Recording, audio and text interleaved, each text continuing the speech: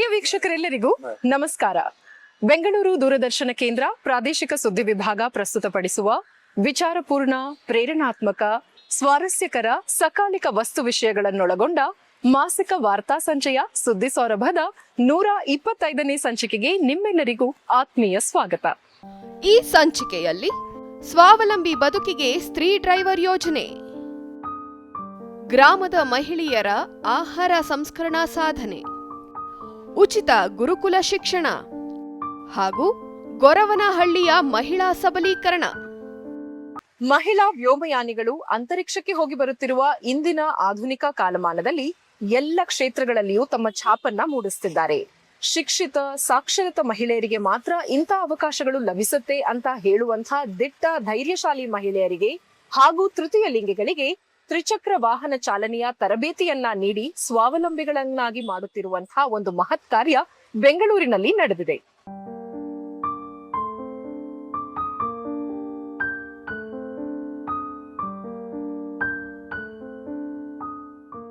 ಬೆಂಗಳೂರು ನಗರದಲ್ಲಿ ಕೋರ್ಟ್, ಕಚೇರಿ, ಸಮಾರಂಭ, ಬಸ್, ರೈಲು ನಿಲ್ದಾಣಗಳಿಗೆ ಹೋಗುವ ಹಲವು ನಾಗರಿಕರು ಬಳಸುವುದೇ ತ್ರಿಚಕ್ರ ವಾಹನ, ಅರ್ಥಾತ್ ಆಟೋ ರಿಕ್ಷಾ. ಸಾಮಾನ್ಯವಾಗಿ ಪುರುಷರು ಆಟೋ ಓಡಿಸುವುದನ್ನು ನೋಡುತ್ತೇವೆ. ಆಗೊಮ್ಮೆ ಈಗೊಮ್ಮೆ ಮಹಿಳೆಯರು ಸಹ ಆಟೋ ಚಲಾಯಿಸುವುದನ್ನು ಕಾಣುತ್ತೇವೆ.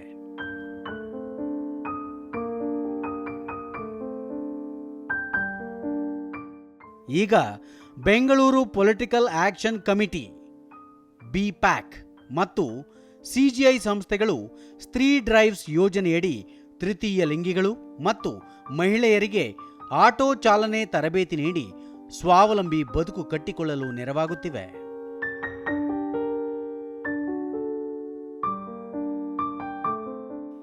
BPACನಿಂದ ಮಹಿಳೆಯರು ಮತ್ತು ತೃತೀಯ ಲಿಂಗಿಗಳಿಗೆ ಆಟೋ ಚಾಲನೆ ತರಬೇತಿ ನೀಡಿ ಅವರಿಗೆ ವಾಹನ ಚಾಲನೆ ಪರವಾನಗಿ ಕೊಡಿಸಿ ಇಂಗ್ಲಿಷ್, ಕನ್ನಡದಲ್ಲಿ ಪ್ರಯಾಣಿಕರೊಂದಿಗೆ ಹೇಗೆ ಮಾತನಾಡಬೇಕು ಎಂಬ ಕೌಶಲ್ಯವನ್ನೂ ಕಲಿಸುವ ಮೂಲಕ ಸ್ವಾವಲಂಬನೆಗೆ ನೆರವಾಗುತ್ತಿದೆ ಎಂದು ಸಂಸ್ಥೆಯ ಕಾರ್ಯನಿರ್ವಾಹಕರು ಹೇಳುತ್ತಾರೆ.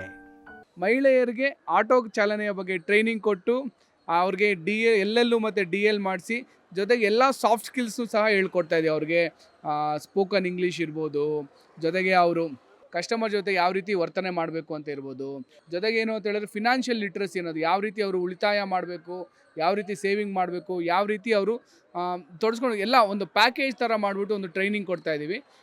ಮಹಿಳೆಯರು ಚಲಾಯಿಸುವ ಈ ವಾಹನಗಳು ಗುಲಾಬಿ ಬಣ್ಣದಲ್ಲಿರಲಿದ್ದು 2030ರ ವೇಳೆಗೆ 10,000ಕ್ಕೂ ಹೆಚ್ಚು ಮಹಿಳೆಯರು ಆಟೋ ಚಾಲನೆ ಮಾಡಿ ಸ್ವಾವಲಂಬಿಗಳಾಗುವಂತೆ ಮಾಡುವುದು ಈ ಸಂಸ್ಥೆಯ ಉದ್ದೇಶವಾಗಿದೆ. ಹೀಗಾಗಿ ತೃತೀಯ ಲಿಂಗಿಗಳು ಖರೀದಿಸುವ ಆಟೋಗಳಿಗೆ ಆರಂಭಿಕ ಹಣ ನೀಡಲು ಹಲವು ಸಂಸ್ಥೆಗಳು ಮುಂದೆ ಬಂದಿವೆ. ಮಂಗಳಮುಖಿಯವರಿಗೆ ಮುಖ್ಯ ಭೂಮಿಕೆಯಲ್ಲಿ ಅವ್ರಿಗೆ ಯಾವುದೇ ರೀತಿಯ ಕೆಲಸ ಸಿಗ್ತಾ ಇಲ್ಲ ಅಂತ ಎಲ್ಲ ಅವ್ರದ್ದು ಒಂದು ಕೊರಗಿದೆ, ಅವ್ರದ್ದು ಸಹ ಒಂದು ಸಮಾಜದ ಒಂದು ಕಾಳಜಿ ಆಗಿದೆ. ಅದಕ್ಕೋಸ್ಕರ ಏನು ಮಾಡ್ತಾ ಇದ್ದೀವಿ ಅಂದರೆ ಮಂಗಳಮುಖಿಯರಿಗೂ ಸಹ ಆಟೋ ಟ್ರೈನಿಂಗ್ ಕೊಟ್ಟು ಅವ್ರಿಗೂ LL DL ಮಾಡಿಸಿ, ಜೊತೆಗೆ ಮಂಗಳಮುಖಿಯರಿಗೆ ಮೇಜರ್ ಆಗಿ ಏನು ಅಂತ ಹೇಳಿದ್ರೆ ಏನು ಯಾರ್ಯಾರು ಮುಂದೆ ಬರಬೇಕು ಅಂತೇಳಿ ಅವ್ರಿಗೆ ಡೌನ್ ಪೇಮೆಂಟ್ ಸಹಕಾರದ ಮೂಲಕ ಆಟೋನೂ ಸಹ ಕೊಡ್ತಾ ಇದ್ದೀವಿ. ಹೆಚ್ಚು ಮಹಿಳೆಯರು ಆಟೋ ಚಾಲನೆ ಮಾಡಿದರೆ ಸುರಕ್ಷಿತ ಬೆಂಗಳೂರು ಕಲ್ಪನೆ ನನಸಾಗುತ್ತದೆ. ಮಹಿಳೆಯರು ಗುಲಾಬಿ ಬಣ್ಣದ ಆಟೋಗಳಲ್ಲಿ ಸುರಕ್ಷಿತವಾಗಿ ಸಂಚರಿಸಬಹುದು ಎಂಬುದು ಸಂಸ್ಥೆಯ ಆಶಯವಾಗಿದೆ.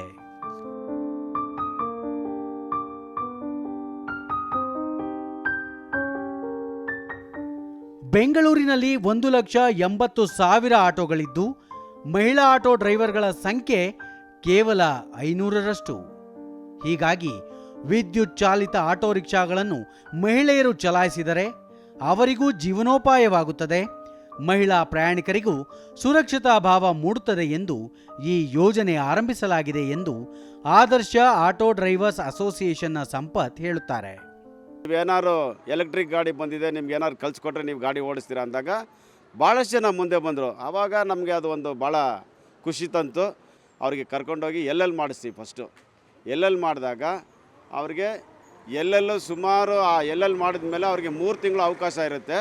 ಆ 3 ತಿಂಗಳಲ್ಲಿ 40 ದಿವಸ ನಾವು ಒಳ್ಳೆ ಟ್ರೈನರ್ಗಳು ಕೊಟ್ಟು ಅವ್ರಿಗೆ ಒಳ್ಳೆ ಟ್ರೈನಿಂಗ್ ಕೊಡಿಸ್ತೀವಿ. ಆ ಟ್ರೈನಿಂಗ್ ಕೊಟ್ಟಾಗ್ಲೇ ಬಂದ್ಬಿಟ್ಟು ಎವ್ರಿ ಸ್ಯಾಟರ್ಡೇ ಬಂದ್ಬಿಟ್ಟು ಅವ್ರಿಗೆ ಟ್ರಾಫಿಕ್ ಅವೇರ್ನೆಸ್ ಇರ್ಬೋದು, ಈ ಟ್ರಾಫಿಕ್ ಬಗ್ಗೆ ಪೊಲೀಸ್ ಅಂದ್ರೆ ಭಯ ಪಡ್ತಾರೆ. ಅಂಥವ್ರನ್ನೆಲ್ಲ ಕರ್ಕೊಂಡೋಗಿ ಪೊಲೀಸ್ ಕಮಿಷನರ್ ಆಫೀಸಲ್ಲಿ ಟ್ರೈನಿಂಗ್ ಕೊಡಿಸಿ ಅಲ್ಲಿಂದ ಟ್ರಾಫಿಕ್ ತಗೊಬಂದು ಇದು ಮಾಡ್ತೀವಿ. ಮತ್ತು ಸುಮಾರು ಒಂದು 750 ಜನ ಇವತ್ತು ಹೆಣ್ಮಕ್ಳು ಚಾಲಕರಾಗಿ ದುಡಿಯೋಕ್ಕೆ ಬಂದಿದ್ದಾರೆ. ಇದರಲ್ಲಿ 250 ಜನ ಈಗಾಗಲೇ ಗಾಡಿಗಳು ಓಡಿಸ್ತಾ ಇದ್ದಾರೆ. ಸುಮಾರು ಇನ್ನೂ ಒಂದು 200 ಜನ ಬಂದ್ಬಿಟ್ಟು ಎಲ್ಲೆಲ್ಲಿದ್ದಾರೆ. ಸುಮಾರು 350 400 ಜನ ಬಂದ್ಬಿಟ್ಟು ಡ್ರೈವಿಂಗ್ ಲೈಸೆನ್ಸ್ ಆಗಿರೋರು ಇದ್ದಾರೆ. ಕಳೆದ 1.5 ವರ್ಷದ ಹಿಂದೆ ಆಟೋ ಚಾಲನೆ ತರಬೇತಿ ಪಡೆದು ಆಟೋ ಚಾಲನೆ ಪರವಾನಗಿ ಪಡೆದು ಬಾಡಿಗೆ ಆಟೋ ಓಡಿಸುತ್ತಿದ್ದ ತಾವು ಈಗ ಬಿ-ಪ್ಯಾಕ್ನಲ್ಲಿ ಆಟೋ ಚಾಲನೆ ತರಬೇತಿಯನ್ನೂ ನೀಡುತ್ತಿದ್ದು ತಮ್ಮ ಬದುಕು ಕಟ್ಟಿಕೊಂಡಿರುವುದಾಗಿ ಆಟೋ ಚಾಲಕಿ ಸುನೀತಾ ಹೇಳುತ್ತಾರೆ. ನಾನು ಟ್ರೈನಿಂಗ್ ತಗೊಂಡು ಈಗ 1.5 ವರ್ಷದಿಂದ ಆಟೋ ಓಡಿಸ್ತಾ ಇದ್ದೀನಿ. ನಾನು ಟ್ರೈನರಾಗೂ ಕೂಡ ಕೆಲಸ ಮಾಡಿದ್ದೀನಿ. ನನ್ನ ಹತ್ರ ಒಂದು 7500 ಮೆಂಬರ್ಸ್ ಕಲ್ತಿದ್ದಾರೆ. ಅವ್ರದ್ದೆಲ್ಲ DL ಆಗಿದೆ ಆಗಲೇ. ಅವರು ಎಲ್ಲ ಈಗ ಡ್ರೈವಿಂಗ್ ಇದು ಫೀಲ್ಡಲ್ಲೇ ಇದ್ದಾರೆ. ಬಿ-ಪ್ಯಾಕ್ ಕಡೆಯಿಂದ ನನಗೆ ರೆಫರ್ ಮಾಡಿ ಯುನೈಟೆಡ್ ವೇಯಿಂದ ನನಗೊಂದು ಫ್ರೀ ಆಟೋ ರೆಫರ್ ಮಾಡಿ ಫ್ರೀ ಆಟೋ ಕೊಡಿಸಿದ್ದಾರೆ. ಅದರಿಂದ ನಂಗೆ ಒಳ್ಳೆ ಜೀವನ ನಡೆಸ್ತಾ ಇದ್ದೀನಿ. ಕ್ಯಾನ್ಸರ್ ರೋಗದ ವಿರುದ್ಧ ಹೋರಾಟ ಮಾಡಿರುವ ಮತ್ತೊಬ್ಬ ಆಟೋ ಚಾಲಕಿ ತಮ್ಮ ಕುಟುಂಬದವರೆಲ್ಲರೂ ಕೈಬಿಟ್ಟಾಗ ಬದುಕನ್ನು ಸವಾಲಾಗಿ ಸ್ವೀಕರಿಸಿ ನಮ್ಮ ಸಾರಥಿ ಟ್ರಸ್ಟ್ನಿಂದ ಆಟೋ ಚಾಲನೆ ತರಬೇತಿ ಪಡೆದು ಸ್ವಾವಲಂಬಿ ಬದುಕು ನಡೆಸುತ್ತಿರುವುದಾಗಿ ಹೇಳುತ್ತಾರೆ. ಆ್ಯಕ್ಚುಲಿ ನಾನು ಹೇಳಬೇಕು ಅಂದರೆ ನಾನೊಂದು ಕ್ಯಾನ್ಸರ್ ಪೇಷೆಂಟು. ಡಾಕ್ಟರ್ ಏನು ಹೇಳಿದ್ರು, ಒಂದು 2 kg ಮಾಡಿ ನೀವು ಏನು ಭಾರ ಎತ್ತಬಾರ್ದು, ನೀವೇನಕ್ಕೂ ಹೋಗಬಾರ್ದು ಅಂತ ಹೇಳಿದ್ರು. ಆದರೂ ನಾನು ಚಾಲೆಂಜ್ ತೊಗೊಂಡು ಬಂದು ಇಲ್ಲೊಂದು ನಮ್ಮ ಸಾರಥಿ ಟ್ರಸ್ಟ್ ಇದೆ, ಇಲ್ಲಿ ಆಟೋ ಹೇಳ್ಕೊಡ್ತಾರೆ ಅಂದರು. ಮತ್ತು ಕೇಳ್ಕೊಂಡು ಬಂದು ಇಲ್ಲಿ ಅವರು ಆಮೇಲೆ ನಮ್ಮ ಬಿ-ಪ್ಯಾಕ್ ಅವರು ಫ್ರೀ ಟ್ರೈನಿಂಗ್ ಕೊಡ್ತೀನಿ ಅಂದರು. ಚಾಲೆಂಜ್ ತೊಗೊಂಡು ಆಟೋ ಕಲಿತೆ, ಚಾಲೆಂಜ್ ತೊಗೊಂಡು ಹೇಳ್ಕೊಡ್ತೀನಿ ಅಂತ ನಾನು ಇವಾಗ 100 ಜನಕ್ಕೆ ಟ್ರೈನಿಂಗ್ ಹೇಳ್ಕೊಟ್ಟಿದ್ದೀನಿ. ಮಹಿಳೆಯರು ಅಡುಗೆ ಮನೆಗೆ ಸೀಮಿತರಲ್ಲ, ಡ್ರೈವಿಂಗ್ ಗಂಡಸರ ವೃತ್ತಿಯಷ್ಟೇ ಅಲ್ಲ, ನಾವು ಸಮರ್ಥರು ಎನ್ನುತ್ತಾರೆ ಹಲವು ಆಟೋ ಚಲಾಯಿಸುವ ಮಹಿಳೆಯರು. ನಮ್ಗೆ ಟ್ರೈನಿಂಗ್ ಕೊಡಿಸೋದಾಗಲಿ DL ಕೊಡಿಸೋದ್ರಿಂದಾಗಲಿ ಎಲ್ಲವೂ ನಮ್ಮಿಂದ ₹1 ಯಾರೂ ತೊಗೊಂಡಿಲ್ಲ. ಹಾಗಿದ್ದು ನಮಗೆ ದುಡಿಯೋದಕ್ಕೊಂದು ದಾರಿ ಮಾಡಿಕೊಟ್ಟಿದ್ದಾರೆ. ಇದ್ರ ಮುಖಾಂತರ ನಾನು ಎಲ್ಲರಿಗೂ ಧನ್ಯವಾದ ಹೇಳ್ಕೊತೀನಿ. ಬಟ್ ನನಗೆ ಡ್ರೈವರ್ ಫೀಲ್ಡಿಗೆ ಬಂದಮೇಲಂತೂ ತುಂಬ ಖುಷಿ ಆಗ್ತಾ ಇದೆ. ಯಾಕೆಂದರೆ ಎಲ್ಲೋದ್ರೂ ಈ ಕಾಕಿ ಡ್ರೆಸ್ ಅನ್ನೋದಿದೆಯಲ್ಲ, ಅದಕ್ಕೆ ತುಂಬ ಗೌರವ ಕೊಡ್ತಾರೆ. ಪರವಾಗಿಲ್ಲಪ್ಪ, ನಾವು ಟ್ರೈನಿಂಗ್ ಕೊಟ್ಟವರು ಏನೂ ಇಲ್ಲದೆ ಕರೆಕ್ಟಾಗಿ ಪರ್ಫೆಕ್ಟಾಗಿ ಓಡಿಸ್ಕೊಂಬರ್ತಾರಲ್ಲ ಅನ್ನೋ ಫೀಲಿಂಗ್ ಆವಾಗ ನೋಡಿದ್ರೆ ನಮ್ಗೆ ಇನ್ನೂ ಖುಷಿ ಜಾಸ್ತಿ ಆಗುತ್ತೆ. 6 ದಿವಸದಲ್ಲಿ 5 ದಿವಸ ಫುಲ್ ಆಟೋ ಟ್ರೈನಿಂಗ್ ಕೊಡ್ತೀವಿ. ಒಂದು ದಿವಸ ಸ್ಯಾಟರ್ಡೇಸ್ಲಿ ಒಂದು ದಿವಸ ಎಲ್ಲರನ್ನೂ ಒಂದೇ ಜಾಗದಲ್ಲಿ ಕುಂಡಿಸ್ಬಿಟ್ಟು ಮ್ಯಾಪ್ ಹಾಕ್ಬಿಟ್ಟು ಮ್ಯಾಪಲ್ಲಿ ಯಾವುದಕ್ಕೆ ಹೆಂಗಿರಬೇಕು, ಪಾರ್ಕಿಂಗ್ ಹೆಂಗೆ ಮಾಡಬೇಕು, ನೀವು ಹೆಂಗೆ ಮೂವ್ ಮಾಡಬೇಕು, ಅದೆಲ್ಲ ಬೈ 1 ಅಂತ ಹೇಳ್ಕೊಡ್ತೀವಿ. ಫಸ್ಟು ನನಗೆ ಗಾಡಿ ಓಡಿಸ್ಬೇಕು, ನಾನು ಈ ಫೀಲ್ಡಲ್ಲಿ ಬರ್ತೀನಿ ಅಂತಲೇ ನನಗೆ ಶಾಕು. ಆದರೆ ಇವಾಗ ಓಡಿಸೋದು ನೋಡಿದ್ರೆ ನನಗೆ ಖುಷಿ ಆಗುತ್ತೆ. ನಾನು ಓಡಿಸ್ತೀನಿ ಅಂತ ನನ್ನ ಫೀಲೇ ಆಗ್ತಾಯಿಲ್ಲ. ಇವಾಗ ಓಡಿಸುವಾಗ ನಾನೆಲ್ಲ ಗಾಡಿ ಓಡಿಸ್ತೀನಿ ಅಂತ ಫೀಲ್ ಆಗುತ್ತೆ. ಆಟೋ ಡ್ರೈವರ್ಸ್ ಅಂತ ಹೇಳಿದ್ರೆ ಭಾಳಷ್ಟು ಬೇರೆ ಬೇರೆ ರೀತಿಯ ನರೇಷನ್ಸ್ ಬಂದಿದೆ. ಒಂದು ಕೆಟ್ಟ ಅಭಿಪ್ರಾಯಗಳು, ಕೆಲವು ಮಾಡೋ ಆಟೋ ಚಾಲಕರ ಕೆಟ್ಟ ಅಭಿಪ್ರಾಯಗಳೆಲ್ಲ ಮೂಡಿದೆ. ಅದನ್ನು ನಾವು ಒಂದು ಶೋರಾಗಿ ಹೇಳ್ತೀವಿ, ನಮ್ಮ ಮಹಿಳಾ ಚಾಲಕರು, ಆಟೋ ಚಾಲಕರು ಅದನ್ನು ನಿವಾರಣೆ ಮಾಡ್ತಾರೆ. 2030 ಒಳಗಡೆ ಸುಮಾರು ಒಂದು 10,000 ಹೆಣ್ಮಕ್ಳನ್ನ ನಾವು ಈ ತರಬೇತಿ ಕೊಟ್ಟು ಹೆಣ್ಮಕ್ಳು ಆಟೋ ಚಾಲಕರಾಗಿ ಆಗ್ಬೇಕಂತೇಳಿ ನಮ್ಮ ಆಸೆ ಮೇಡಮ್. ಆತ್ಮವಿಶ್ವಾಸ, ಆರ್ಥಿಕ ಸ್ವಾತಂತ್ರ್ಯ ಮತ್ತು ಸುಸ್ಥಿರ ಉದ್ಯೋಗ ಇವು ಸ್ತ್ರೀ ಡ್ರೈವ್ಸ್ ಯೋಜನೆ ಉದ್ದೇಶವಾಗಿದ್ದು ಬೆಂಗಳೂರಿನಲ್ಲಿ ಬದಲಾವಣೆಯ ಗಾಳಿ ಬೀಸುತ್ತಿದ್ದು ಅದು ಮಹಿಳಾ ಸುಧಾರಣೆಯ ಗುರಿ ಹೊಂದಲಿ ಎಂಬುದು ನಮ್ಮ ಆಶಯ. ಇಂದಿನ ದಿನಗಳಲ್ಲಿ ನಾನಾ ಬಗೆಯ ಬೇಕರಿ ಉತ್ಪನ್ನಗಳು ಖಾದ್ಯ ಪ್ರಿಯರ ಮನ ಗೆದ್ದಿರೋದು ಸುಳ್ಳೇನಲ್ಲ. ಅದೆಷ್ಟೋ ಗೃಹಿಣಿಯರು ಇಂದು ಮನೆಯಲ್ಲೇ ಕುಳಿತು ಬೇಕರಿ ಉತ್ಪನ್ನಗಳನ್ನ ತಯಾರಿಸುವಂತಹ ಪ್ರಾವೀಣ್ಯತೆಯನ್ನು ಪಡೆದಿದ್ದಾರೆ. ಈ ಅಡುಗೆ ಮನೆ ಕೌಶಲ್ಯವನ್ನೇ ಉದ್ಯಮವಾಗಿ ಪರಿವರ್ತಿಸಿ ತನ್ನ ಪುಟ್ಟ ಗ್ರಾಮದ ಅನೇಕ ಮಹಿಳೆಯರಿಗೆ ಉದ್ಯೋಗವನ್ನ ನೀಡಿದ್ದಾರೆ. ಕಿರು ಆಹಾರ ಸಂಸ್ಕರಣಾ ಉದ್ಯಮ ಕ್ಷೇತ್ರದ ಈ ಸಾಧಕಿಯ ಸಾಹಸಗಾಥೆಯ ಪಯಣವನ್ನ ಕಣ್ಣಾರೆ ಕಂಡುಬರೋಣ.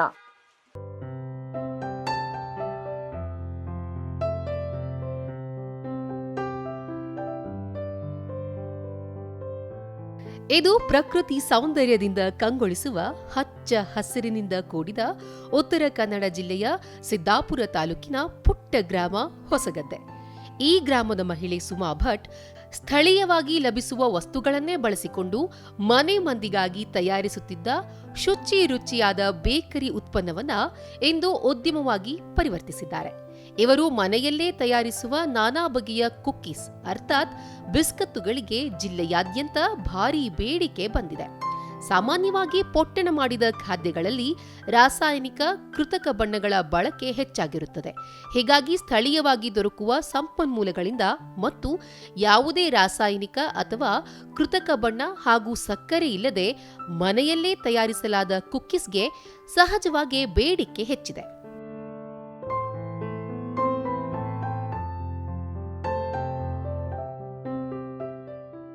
ತಾವು ಸಣ್ಣ ಓವನ್ನಲ್ಲಿ ಮನೆ ಮಂದಿಗಾಗಿ ತಯಾರಿಸುತ್ತಿದ್ದ ಬಿಸ್ಕತ್ ರುಚಿಯ ಬಗ್ಗೆ ಜನ ಮೆಚ್ಚುಗೆ ವ್ಯಕ್ತಪಡಿಸಿದಾಗ ಪ್ರಧಾನಮಂತ್ರಿ ಕಿರು ಆಹಾರ ಸಂಸ್ಕರಣಾ ಉದ್ಯಮ ಯೋಜನೆ ನೆರವು ಪಡೆದು ಉದ್ಯಮ ಆರಂಭಿಸಿದ್ದು 5ಕ್ಕೂ ಹೆಚ್ಚು ಬಗೆಯ ಕುಕ್ಕೀಸ್ ತಯಾರಿಸುವುದಾಗಿ ಸುಮಾ ಭಟ್ ಹೇಳುತ್ತಾರೆ. ನಾನು ಒಂದು 5 ವರ್ಷದಿಂದ ಕುಕ್ಕೀಸನ್ನು ತಯಾರಿಸ್ತಾ ಇದ್ದೆ. ಮೊದಲು ಸಣ್ಣದಾದ ಓವನಲ್ಲಿ ಚಿಕ್ಕದಾಗಿ ಮಾಡ್ತಾ ಇದ್ದೆ. ಆಮೇಲೆ ಈ ಪ್ರಧಾನಮಂತ್ರಿಯವರ ಯೋಜನೆ ಅಡಿಯಲ್ಲಿ PMFME ಯೋಜನೆ ಅಡಿಯಲ್ಲಿ ಸಾಲ ತೆಗೆದುಕೊಂಡು ದೊಡ್ಡ ಓವನನ್ನು ಖರೀದಿಸಿದೆ. ಈಗ 5 ವೆರೈಟೀಸ್ ಕುಕ್ಕೀಸ್ ರೆಡಿ ಮಾಡ್ತಾ ಇದ್ದೀನಿ. ಒಂದು ಗೋಧಿ ಜಾಗ್ರಿದೊಂದು, ಓಟ್ಸ್ದೊಂದು, ಆಮೇಲೆ ಕೊಕೊನಟ್ದೊಂದು, ಹಲಸಿನ ಬೀಜದ seeds, Jack fruit seeds cookies ಮತ್ತು ರಾಗಿ ಕುಕ್ಕೀಸ್. ತೆಂಗಿನಕಾಯಿ ನಮ್ಮದು ಇಲ್ಲಿ ಬೆಳೆ ಆಗಿದ್ದರಿಂದ ಅದನ್ನು ಮೌಲ್ಯವರ್ಧನೆ ಕೂಡ ಆಗ್ತಾ ಇದೆ. ಈಗ ಇಲ್ಲಿ ನಮ್ಮ ಮನೆಗೆ ತೆಂಗಿನಕಾಯಿ ತೆಗೆದು ಅದರಿಂದ ಕುಕ್ಕೀಸ್ ತಯಾರಿಸ್ತಾ ಇರೋ ಖುಷಿ ಹೊಂದಿದೆ.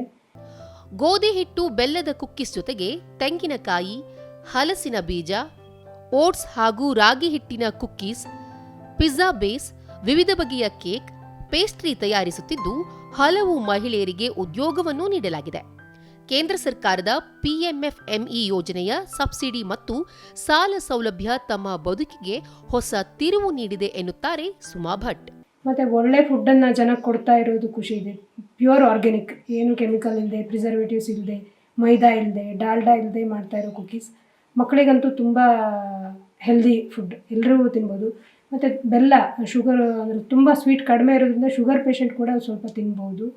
ಸ್ಥಳೀಯವಾಗಿ ಲಭ್ಯವಾಗುವ ತೆಂಗು, ಹಲಸಿನ ಬೀಜ, ಸಾವಯವ ಬೆಲ್ಲ, ಹಾಲು ಇತ್ಯಾದಿಗಳ ಜೊತೆಗೆ ಕರ್ನಾಟಕ ಸಹಕಾರಿ ಹಾಲು ಉತ್ಪಾದಕರ ಮಹಾಮಂಡಳಿ ನಿಯಮಿತದ ಜನಪ್ರಿಯ ನಂದಿನಿ ಬೆಣ್ಣೆ ಮಿಶ್ರಣ ಮಾಡಿ ತಯಾರಿಸಲಾಗುವ ಈ ಖಾದ್ಯ ವಸ್ತುಗಳಿಗೆ ಪ್ರಧಾನಿ ನರೇಂದ್ರ ಮೋದಿ ಅವರ ಸ್ಥಳೀಯತೆಗೆ ಧ್ವನಿಯಾಗಿ ವೋಕಲ್ ಫಾರ್ ಲೋಕಲ್ ಕರೆಯೂ ಕೂಡ ನೆರವಾಗಿದೆ.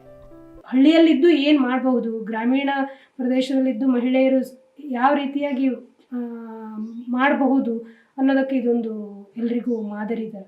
ಇಷ್ಟು ತುಂಬ ರೂರಲ್ ಏರಿಯಾದಲ್ಲಿದ್ದು ಕೂಡ ಇಷ್ಟು ಒಳ್ಳೆಯದನ್ನು ಮಾಡ್ಬೋದು, ಒಳ್ಳೆ ಫುಡ್ಡನ್ನು ಕೊಡ್ಬೋದು, ಅದೊಂದು ಖುಷಿ ಇದೆ. ಮತ್ತು ಪ್ರಧಾನಮಂತ್ರಿ ಈ ಯೋಜನೆ ಕೂಡ ತುಂಬ ಸಹಾಯ ಆಯಿತು. ಇದು ಸುಮಾ ಭಟ್ ಅವರ ಈ ಕಿರು ಆಹಾರ ಸಂಸ್ಕರಣಾ ಉದ್ಯಮ ಘಟಕ ತಲೆಮಾರುಗಳ ಆರೋಗ್ಯಪೂರ್ಣ ಆಹಾರ ಸಂಸ್ಕೃತಿಯ ಪುನಶ್ಚೇತನದ ಜೊತೆಗೆ ಗ್ರಾಮೀಣ ಭಾಗದ ಕೃಷಿ ಉತ್ಪನ್ನಗಳ ಮೌಲ್ಯವರ್ಧನೆ ಮೂಲಕ ಸ್ಥಳೀಯ ತೆಂಗು, ಹಲಸು ಇತ್ಯಾದಿ ಬೆಳೆಗಾರರಿಗೂ ಆರ್ಥಿಕ ಶಕ್ತಿ ನೀಡುತ್ತಿದೆ. ಈ ಘಟಕದಲ್ಲಿ ಕೆಲಸ ಮಾಡುವ ಕಾವ್ಯ ತಮಗೆ ವಿವಿಧ ಬಗೆಯ ಕುಕ್ಕೀಸ್ ತಯಾರಿಕೆಯನ್ನ ಕಲಿಸುತ್ತಿದ್ದು, ಮುಂದೆ ತಾವು ಇದೇ ರೀತಿ ತಯಾರಿಕಾ ಘಟಕ ಸ್ಥಾಪಿಸುವ ಇಂಗಿತ ವ್ಯಕ್ತಪಡಿಸುತ್ತಾರೆ. ನಾನಿಲ್ಲಿ 6-7 ತಿಂಗಳದಿಂದ ಇವ್ರ ಜೊತೆ ಕೆಲಸ ಮಾಡ್ತಾ ಇದ್ದೆ. ಈ ಕೆಲಸ ಮಾಡ್ತಾ ಇರೋದಕ್ಕೆ ನನಗೆ ತುಂಬ ಖುಷಿ ಇದೆ. ಇಲ್ಲಿ ಬಂದು ಕೆಲಸ ಮಾಡೋದಕ್ಕೂ ಸುಲಭ ಆಗಿದೆ. ಇಲ್ಲಿ ಬಂದು ಕೆಲಸ ಮಾಡಿ ಕಲಿತಾ ಇರೋದ್ರಿಂದ ನನಗೂ ಮುಂದೆ ಈ ಥರನೇ ಒಂದು ಫ್ಯಾಕ್ಟ್ರಿ ಮಾಡಬೇಕು ಅಂದರೆ ಅದಕ್ಕೂ ಅವಕಾಶ ಇದೆ, ಕಲಿಸ್ಕೊಡ್ತಾ ಇದ್ದಾರೆ. 3 ವರ್ಷದಿಂದ ನಡೆಯುತ್ತಿರುವ ಈ ಕಿರು ಆಹಾರ ಉದ್ಯಮದ ಉತ್ಪನ್ನಗಳು ಆರೋಗ್ಯಪೂರ್ಣವಾಗಿದ್ದು ಜನಪ್ರಿಯವಾಗುತ್ತಿವೆ ಎನ್ನುತ್ತಾರೆ. ಬಸ್ ಸೌಲಭ್ಯವೂ ಇಲ್ಲದ ಕುಗ್ರಾಮದ ಮಹಿಳೆ ಸ್ಥಳೀಯ ಕಚ್ಚಾ ಸಾಮಗ್ರಿ ಬಳಸಿ ಕುಕ್ಕೀಸ್ ತಯಾರಿಸಿ ಜಿಲ್ಲೆಯ ವಿವಿಧ ತಾಲೂಕುಗಳಿಗೆ ಸರಬರಾಜು ಮಾಡುವ ಮೂಲಕ ಸ್ವಾವಲಂಬಿಯಾಗಿದ್ದಾರೆ. ಜೊತೆಗೆ ಸ್ಥಳೀಯ ಮಹಿಳೆಯರಿಗೂ ಉದ್ಯೋಗ ನೀಡಿದ್ದಾರೆ. ಪುಟ್ಟ ಗ್ರಾಮಕ್ಕೆ ದೊಡ್ಡ ಹೆಸರು ತಂದಿದ್ದಾರೆ ಎನ್ನುತ್ತಾರೆ ಡಾಕ್ಟರ್ ಬಾಲಚಂದ್ರ ಸಾಯಿಮನೆ. ಪ್ರಧಾನಮಂತ್ರಿ ಅವರ ಈ ಸ್ಕೀಮ್ನಲ್ಲಿ ಮಹಿಳೆಯರಿಗೂ ಒಂದೇ ಅಲ್ಲ, ಇಡೀ ಊರಿನ ಮಹಿಳೆಯರಿಗೂ ಸಹ ಸಹಾಯ ಆಗಿದೆ. ಇದು ಒಂಥರ ಆರ್ಥಿಕವಾಗಿ ಸಬಲೀಕರಣ ಮಾಡೋದ್ರ ಮೂಲಕವಾಗಿ ಇಡೀ ಗ್ರಾಮದ ಮಹಿಳೆಯರ ಒಂದು ಆತ್ಮನಿರ್ಭರವನ್ನು ಹೆಚ್ಚು ಮಾಡುವಂಥ ಕೆಲಸ. ಒಳ್ಳೆಯ ಪ್ರಾಡಕ್ಟ್ಗಳನ್ನು ಮಾಡ್ತಾ ಇದ್ದಾರೆ. ತುಂಬ ಜನರು ಇಷ್ಟಪಟ್ಟು ಮತ್ತೆ ಮತ್ತೆ ಕೇಳಿ ತಗೊಂಡು ಹೋಗ್ತಾ ಇದ್ದಾರೆ. ನಮ್ಮೂರಿನಲ್ಲಿ ಮೈದಾ, ಸಕ್ಕರೆ ಇಲ್ಲದ ಆರೋಗ್ಯಪೂರ್ಣ ರುಚಿಕರವಾದ ಕುಕ್ಕೀಸ್ ತಯಾರಾಗುವುದು ನಮಗೆ ಹೆಮ್ಮೆ ತಂದಿದೆ. ಕೇಂದ್ರ ಸರ್ಕಾರದ ವಿವಿಧ ಯೋಜನೆಗಳಿಂದ ಈ ಘಟಕಕ್ಕೆ ನೆರವಾಗಿದೆ ಎಂಬುದು ಸ್ಥಳೀಯರ ಅಭಿಮತ. ಒಳ್ಳೆ ಹೆಲ್ದಿ ಕುಕ್ಕೀಸು, ಯಾಕೆಂದರೆ ಇದರೊಳಗೆ ಬಳಸುವಂಥದ್ದು ಗೋಧಿ ಹಿಟ್ಟು, ಬೆಲ್ಲ ಮತ್ತು ನಂದಿನಿ ಬೆಣ್ಣೆ ಅಥವಾ ಮನೆ ಬೆಣ್ಣೆ ಮತ್ತು ಮನೆಯ ಹಾಲು ಇದರಿಂದ ಮಾಡುವಂಥದ್ರಿಂದ ಇದು ಮಕ್ಕಳಿಗೆ ತುಂಬ ಆರೋಗ್ಯಕರ. ನಮ್ಮೂರಲ್ಲಿ ಇಂಥದ್ದೊಂದು ಫುಡ್ ತಯಾರಾಗ್ತಿದೆ ಅಂತ ಹೇಳೋಕ್ಕೆ ನನಗೆ ತುಂಬ ಖುಷಿ ಆಗ್ತಿದೆ. ಈ ಮೋದಿ ಯೋಜನೆ ತುಂಬ ಹೆಲ್ಪ್ಫುಲ್ ಅಂತ ನನಗೆ ಅನಿಸ್ತಿದೆ. ಯಾಕಂದರೆ ಆರ್ಥಿಕವಾಗಿ ತುಂಬ ಸಪೋರ್ಟ್ ಮಾಡುತ್ತೆ ಈ ಯೋಜನೆ. ಮೊದಲೇ ಶುರು ಮಾಡಿತ್ತು, ಇಲ್ಲಿ ಊರಲ್ಲೆಲ್ಲ ತಗೋತಾ ಇದ್ದಿದ್ದ, ಈಗೆಲ್ಲ ಹೊರಗೆಲ್ಲ ಕಳಿಸ್ತಾ ಇದ್ದು ಎಲ್ಲ ಚಲೋ ರೀತಿಯಿಂದ ತಗೋತಾ ಇದ್ದ. ಸಾಧನೆಗೆ ಅಸಾಧ್ಯವಾದದ್ದು ಯಾವುದೂ ಇಲ್ಲ, ಆದರೆ ಸಾಧಿಸುವ ಛಲ ಬೇಕು ಎಂಬುದಕ್ಕೆ ಈ ಪುಟ್ಟ ಗ್ರಾಮದ ಮಹಿಳೆ ಸಾಕ್ಷಿಯಾಗಿದ್ದಾರೆ. ಇವರು ಎಲ್ಲರಿಗೂ ಸ್ಫೂರ್ತಿಯಾಗಲಿ, ಮಹಿಳೆಯರು ಸ್ವಾವಲಂಬಿಗಳಾಗಲಿ, ವಿಕಸಿತ ಭಾರತದ ಸಂಕಲ್ಪದ ಸಾಕಾರಕ್ಕೆ ಸಹಕಾರಿಯಾಗಲಿ ಎಂಬುದು ಸುದ್ದಿ ಸೌರಭದ ಆಶಯ.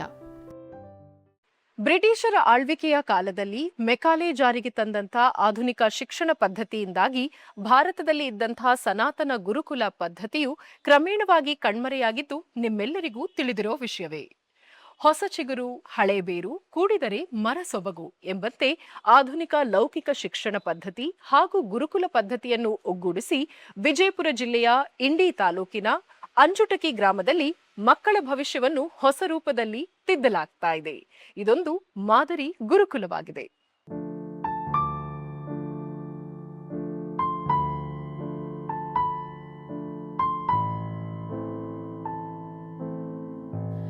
ಗೋಳಗುಮ್ಮಟದ ನಾಡು ವಿಜಯಪುರ ಜಿಲ್ಲೆಯ ಇಂಡಿ ತಾಲೂಕಿನಲ್ಲಿರುವ ಪುಟ್ಟ ಗ್ರಾಮ ಅಂಜುಟಗಿ. ಇಲ್ಲಿರುವ ಶ್ರೀ ಸತ್ಯಸಾಯಿ ಲೋಕಸೇವಾ ಗುರುಕುಲಂನ ಪ್ರೇಮನಿಕೇತನಂ ಬಾಲಕರ ವಸತಿ ಶಾಲೆ ಸಂಪೂರ್ಣ ಉಚಿತವಾಗಿ ಭಾರತದ ಸನಾತನ ಗುರುಕುಲ ಮಾದರಿಯಲ್ಲಿ ಗ್ರಾಮೀಣ ಮಕ್ಕಳಿಗೆ ಗುಣಮಟ್ಟದ ಲೌಕಿಕ ಶಿಕ್ಷಣ ನೀಡುತ್ತಾ ಭವ್ಯ ಭವಿಷ್ಯ ರೂಪಿಸುತ್ತಿದೆ.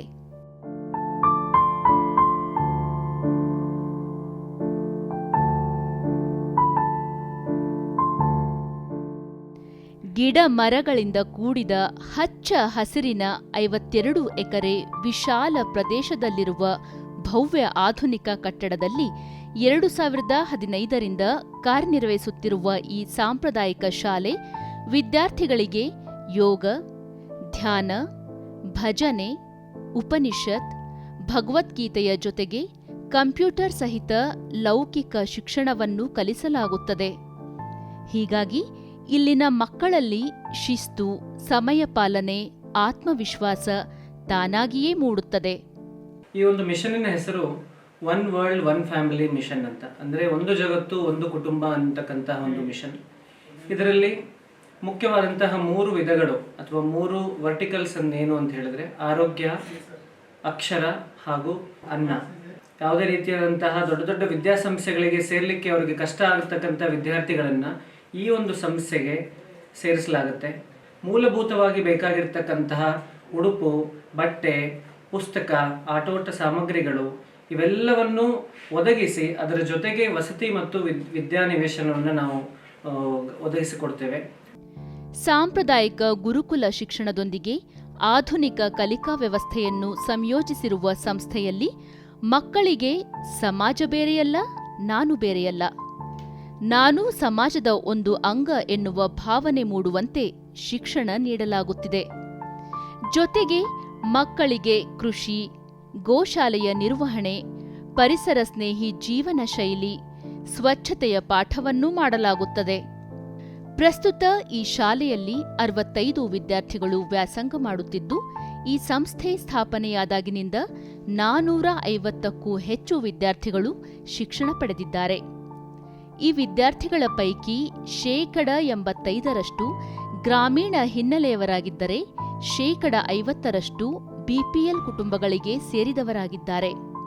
ಅದಲ್ಲದೆ 55% ವಿದ್ಯಾರ್ಥಿಗಳು ತಮ್ಮ ಕುಟುಂಬದ ಮೊದಲ ತಲೆಮಾರಿನ ಕಲಿಕಾರ್ಥಿಗಳಾಗಿದ್ದಾರೆ ಎನ್ನುತ್ತಾರೆ.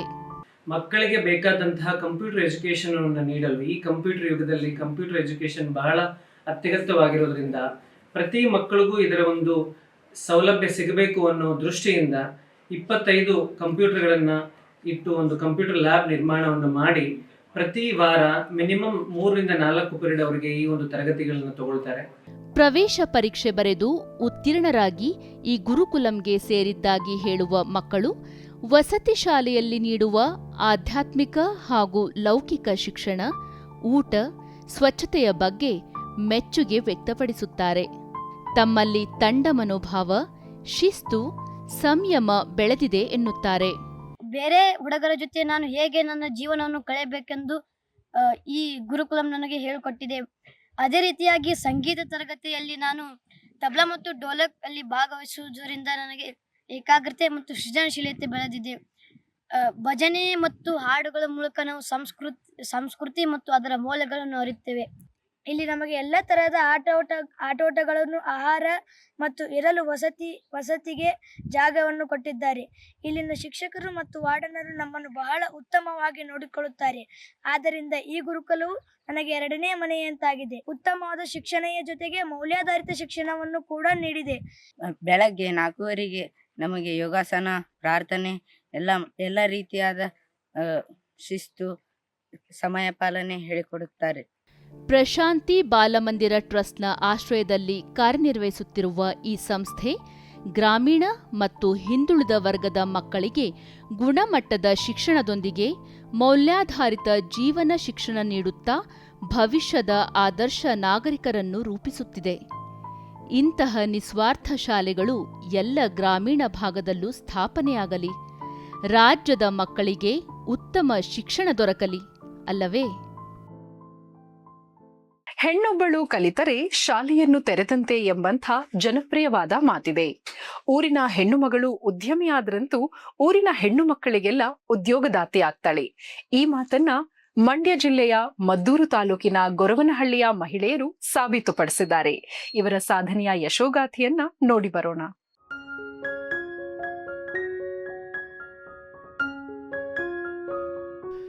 ಹೆಣ್ಣು ಮನಸ್ಸು ಮಾಡಿದರೆ ಇಡೀ ಸಮಾಜದ ಆರೋಗ್ಯ ಮತ್ತು ಆರ್ಥಿಕತೆಯನ್ನೇ ಬದಲಾಯಿಸಬಲ್ಲದು. ಹೀಗಾಗಿ ದೇಶದಲ್ಲಿ ಮಹಿಳಾ ನೇತೃತ್ವದ ಅಭಿವೃದ್ಧಿ ಆಗಬೇಕು ಎಂದು ಪ್ರಧಾನಿ ನರೇಂದ್ರ ಮೋದಿ ಪ್ರತಿಪಾದಿಸುತ್ತಾರೆ.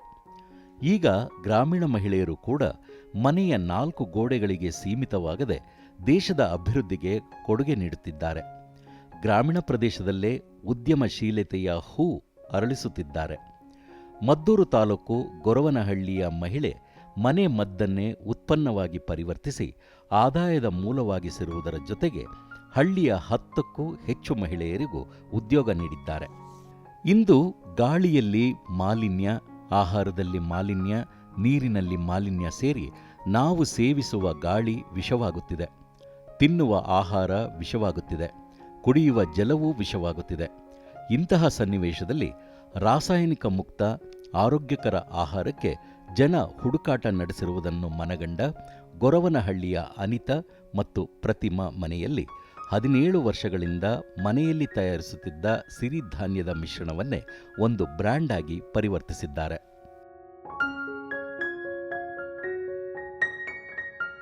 ಉತ್ತಮ ಆಹಾರವಾದ ಸಿರಿಧಾನ್ಯಗಳು ರೋಗ ನಿರೋಧಕ ಶಕ್ತಿ ಹೆಚ್ಚಿಸುವುದರ ಜೊತೆಗೆ ಆರೋಗ್ಯ ವರ್ಧನೆಯನ್ನು ಮಾಡುತ್ತವೆ. ಪ್ರಧಾನಿ ನರೇಂದ್ರ ಮೋದಿಯವರು ಸಿರಿಧಾನ್ಯಗಳನ್ನು ಶ್ರೀ ಅನ್ನ ಎಂದು ಬಣ್ಣಿಸಿದ್ದು ಜಾಗತಿಕ ಮಟ್ಟದಲ್ಲಿ ಸಿರಿಧಾನ್ಯ ಬಳಕೆ ಉತ್ತೇಜಿಸುವಲ್ಲಿ ಪ್ರಮುಖ ಪಾತ್ರ ವಹಿಸಿದ್ದು, ಪ್ರಧಾನಿ ಕೋರಿಕೆಯ ಮೇರೆಗೆ ವಿಶ್ವಸಂಸ್ಥೆಯು 2023ನೇ ವರ್ಷವನ್ನು ಅಂತಾರಾಷ್ಟ್ರೀಯ ಸಿರಿಧಾನ್ಯಗಳ ವರ್ಷ ಎಂದು ಘೋಷಿಸಿತ್ತು. ಪ್ರಧಾನಿಯವರ ಈ ಸ್ಫೂರ್ತಿದಾಯಕ ಮಾತುಗಳಿಂದ ಉತ್ತೇಜಿತರಾದ ಈ ಸ್ನೇಹಿತೆಯರು ಆಹಾರ ಸುರಕ್ಷತೆ ಮತ್ತು ಗುಣಮಟ್ಟ ಪ್ರಾಧಿಕಾರ FSSAI ಪರವಾನಗಿ ಪಡೆದು ಕಳೆದ 4 ವರ್ಷಗಳಿಂದ ಸಿರಿಧಾನ್ಯ ಮಿಶ್ರಣ ಉತ್ಪಾದನೆ ಮಾರಾಟ ಮಾಡುತ್ತಾ ಮಾದರಿಯಾಗಿದ್ದಾರೆ. ತುಂಬ ಹೆಲ್ತಿ ಪ್ರಾಡಕ್ಟ್ ಆಗಿರೋದ್ರಿಂದ ನಮ್ಮ ಮನೆಯಲ್ಲಿ ಇದನ್ನು ತುಂಬ 17 ವರ್ಷದಿಂದನೂ ಯೂಸ್ ಮಾಡ್ತಾ ಇದ್ವಿ. ನಮ್ಮ ಅತ್ತೆ ಆಗಲಿ, ನಮ್ಮ ಹಸ್ಬೆಂಡು, ಎಲ್ಲರೂ ಮಕ್ಕಳು ಎಲ್ಲರೂ ಕುಡಿತಾ ಇದ್ವಿ ಈ ಪ್ರಾಡಕ್ಟ್ನ. ಹಾಗಾಗಿ ಇದನ್ನು ಎಲ್ಲರಿಗೂ ಇದು ಆರೋಗ್ಯ ವೃದ್ಧಿಗೋಸ್ಕರ ಇದನ್ನು ಯಾಕೆ ಬೇರೆಯವರಿಗೂ ಇದನ್ನು ತಲುಪಿಸಬಾರ್ದು, ನಮ್ಮ ಫ್ರೆಂಡ್ಸ್ಗಳೆಲ್ಲ ಸರ್ಕಲ್ಗೂ ಯಾಕೆ ತೋರಿಸ್ಬಾರ್ದು ಅಂತ ಹೇಳಿ ಇದನ್ನು ಶುರು ಮಾಡಿದ್ದು. ತಾವು ಯಾವುದೇ ರಾಸಾಯನಿಕ ಬಳಸದೆ 31 ಬಗೆಯ ಸಿರಿಧಾನ್ಯಗಳು, ಧಾನ್ಯಗಳು ಹಾಗೂ ಡ್ರೈ ಫ್ರೂಟ್ಸ್ಗಳನ್ನು ಬಳಸಿ ತಯಾರಿಸುವ ಪರಿಶುದ್ಧವಾದ ಉತ್ಪನ್ನ ಬೇಡಿಕೆ ಪಡೆದಿದೆ ಎನ್ನುತ್ತಾರೆ ಅನಿತಾ. ರಾಗಿ, ಹುರುಳಿ ಸೇರಿದಂತೆ ನವಧಾನ್ಯ ಹಾಗೂ ಸಿರಿಧಾನ್ಯಗಳನ್ನು ಬಳಸಿ ಅತ್ಯಂತ ಶುಚಿಯಾದ ಆರೋಗ್ಯಕರವಾದ ಸಿರಿಧಾನ್ಯ ಮಿಶ್ರಣ ತಯಾರಿಸಿ ಸ್ವಉದ್ಯೋಗ ಆರಂಭಿಸಿರುವ ಈ ಸ್ನೇಹಿತೆಯರು ಇತರ ಹೆಣ್ಣು ಮಕ್ಕಳಿಗೂ ಮಾದರಿಯಾಗಿದ್ದಾರೆ ಎಂದು ಗ್ರಾಮದ ಮುಖಂಡರಾದ ಪ್ರಸನ್ನ ಹೇಳುತ್ತಾರೆ. ಆರೋಗ್ಯಕರವಾದಂಥ ಆಹಾರನ ಸೇವಿಸೋಕ್ಕೆ ಇವರು ಹೆಣ್ಮಕ್ಳು ಅವರೇ ಸಬಲೀಕರಣ ಮಾಡಿ ಒಂದು 10 ಜನ ಹೆಣ್ಮಕ್ಳುಗಳನ್ನ ಸೇರಿಸ್ಕೊಂಡು ಗ್ರಾಮದಲ್ಲಿ ಅವ್ರಿಗೆ ಉದ್ಯೋಗ ಕೊಟ್ಟು ಅವರು ಉದ್ಯೋಗದ ಜೊತೆಗೆ ಉತ್ತಮವಾದಂಥ ಆಹಾರವನ್ನು ಕೊಡುವಂಥ ಕೆಲಸ ಮಾಡ್ತವ್ರೆ. ಆರ್ಥಿಕವಾಗಿ ಸ್ವಾವಲಂಬಿ ಆಗೋದು ಯಾವ ರೀತಿ ಅನ್ನೋದನ್ನ ನಿಜವಾಗ್ಲೂ ಇವ್ರನ್ನ ನೋಡಿ ಕಲಿಬೇಕು ಅನ್ನಿಸ್ತದೆ. ಹಳ್ಳಿಯಿಂದ ಪಟ್ಟಣಕ್ಕೆ ಹೋಗಿ ಕೆಲಸ ಮಾಡಲು ನಮಗೆ ಸಾಧ್ಯವಿಲ್ಲ. ಆದರೆ ಗ್ರಾಮದಲ್ಲೇ ನಮಗೆ ಈಗ ಉದ್ಯೋಗ ದೊರೆತಿದ್ದು ಸಂಸಾರದ ನಿರ್ವಹಣೆಯ ಜೊತೆಗೆ ನಿಶ್ಚಿತ ಆದಾಯವೂ ಬರುತ್ತಿದೆ ಎಂದು ಇಲ್ಲಿನ ಉದ್ಯೋಗಿಗಳು ಹೇಳುತ್ತಾರೆ. ನಾವು SLC ಓದಿದ್ದೀವಿ, ಹೊರಗಡೆ ಹೋಗಿ ದುಡಿಯೋಕ್ಕಾಗಲ್ಲ, ನಮ್ಗೆ ಏಜ್ ಆಗುತ್ತಾ ಬರುತ್ತೋ ಅದಕ್ಕೆ ನಮಗೆ ಒಂದು ಇದು ಅನುಕೂಲಕ್ಕೆ ಇದೊಂದು ಸ್ವಲ್ಪ ಕೆಲಸ ಸಿಗುತ್ತೆ. ಇದರಿಂದ ನಮ್ಗೆ ಸಖತ್ ಉಪಯೋಗನೇ ಆಗುತ್ತೆ. ಇದೇ ಥರ ನಾವು ಮುಂದುವರಿಸ್ಕೊಂಡು ಹೋಗ್ತಾ ಇರ್ತೀವಿ. ನಿಯಮಿತವಾಗಿ ಈ ಸಿರಿಧಾನ್ಯ ಮಿಶ್ರಣ ಖರೀದಿಸುವ ಗ್ರಾಹಕರು ಉತ್ಪನ್ನದ ಗುಣಮಟ್ಟದ ಬಗ್ಗೆ ಮೆಚ್ಚುಗೆ ವ್ಯಕ್ತಪಡಿಸುತ್ತಾರೆ. ವೆಯ್ಟ್ ಲಾಸ್ಗೆ ಇದು ತುಂಬ ಯೂಸ್ ಆಗಿದೆ ನನಗೆ. ಮತ್ತು ಶುಗರು, ಥೈರಾಯ್ಡ್ ಎಲ್ಲ ಕಡಿಮೆ ಆಗುತ್ತೆ. ಅಮ್ಮ ಯೂಸ್ ಮಾಡ್ತಾರೆ.